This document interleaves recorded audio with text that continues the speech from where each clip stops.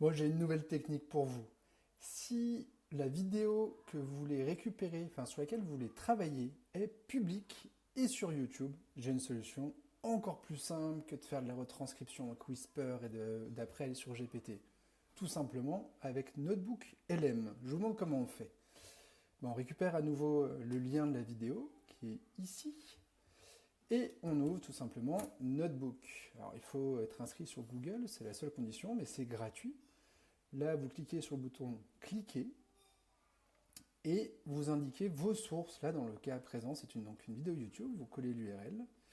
Alors attention, il faut bien qu'elle soit publique, qu'elle soit pas tout récente et que Notebook, Google et YouTube puissent accéder à cette fameuse retranscription. On insère et là, il va étudier la vidéo et vous allez voir que rapidement, il y a des éléments qui vont déjà arriver. Là, vous avez déjà un résumé de la vidéo. Vous pouvez lancer un podcast. On peut lui demander aussi de faire une carte mentale. Ça, c'est plutôt cool. Ils vont générer tout ça. Et rappelez-vous, on lui avait posé une question, j'ai récupéré exactement la même question, sur ChatGPT, sur l'impact de la lecture pour les 10. Alors, ma question était la suivante. Peux-tu m'indiquer le point de l'auteur de la vidéo sur l'impact de l'écriture inclusive pour la lecture des personnes avec des 10? Alors on va mettre exactement la même question. Et on va voir ce qu'il nous répond. Pendant ce temps-là, ah bah ça y est. D'après les sources fournies, l'auteur mentionne que c'est un point qui revient souvent dans les débats, mais qu'il n'y a pas ou très peu de recherches sur le sujet, qu'elle n'a rien vu passer. Donc ce qui est bien, c'est qu'il donne même les éléments dans la vidéo, à quel endroit elle dit ça.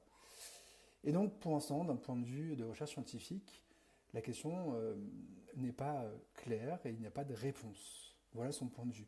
Ce qui est assez proche de ce qui était dit sur ChatGPT. Je préfère la réponse de ChatGPT qui était un peu plus complète. Néanmoins, là, on a l'élément, si on cherchait juste ça. Par contre, là, on a une carte mentale en plus. Vous voyez qui est ici. Et donc, sur chacun des points, vous avez tout le détail de qui elle est, d'où elle vient, de pourquoi pour elle, enfin, quel est le problème que l'écriture inclusive souhaite résoudre, etc., etc. Et vous pouvez télécharger l'image de votre choix. Petit inconvénient, ça va télécharger uniquement la capture là, pas l'ensemble, et on ne pourra pas interagir sur l'image, c'est une image figée, une fois que vous l'aurez téléchargée. Mais bon à savoir, je trouve ça cool de pouvoir avoir une sorte de résumé sous forme de mind map. Ensuite, on va voir ce podcast qui va arriver, enfin on pourrait continuer à discuter avec cette source, mais là on va voir un podcast qui va arriver. Comme vous voyez qu'il prend un peu de temps, je vous l'ai déjà fait, pour vous faire découvrir un peu ce qu'il a sorti, et la charge est ici, elle va prendre un peu de temps. Ah non, ça y est, elle arrive. Je vous en fais découvrir un tout petit bout et je vous la mettrai en lien pour que vous voyez ce que ça donne. Moi, je suis assez fan, j'aime beaucoup l'idée. Donc, on passe d'une vidéo de quasi 30 minutes à un résumé de 6 minutes 40, ce qui peut être largement suffisant pour réviser sur le chemin de l'école ou pour avoir les grandes idées de cette vidéo.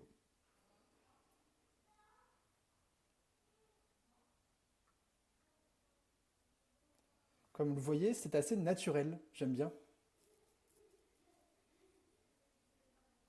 Voilà, donc vous pouvez récupérer ce fichier, le donner en accès à d'autres gens, le télécharger aussi, ici, et du coup l'écouter sur le chemin de l'école, l'écouter à un moment où vous avez une pause, en train de faire du sport, ce que vous voulez, mais à partir d'une vidéo de 30 minutes, d'un webinaire, d'un replay, ce que vous voulez, vous avez un résumé, vous pouvez interagir, lui poser des questions, faire une carte mentale et un mini podcast. Voilà pour la présentation de Notebook et j'espère que ça vous a convaincu.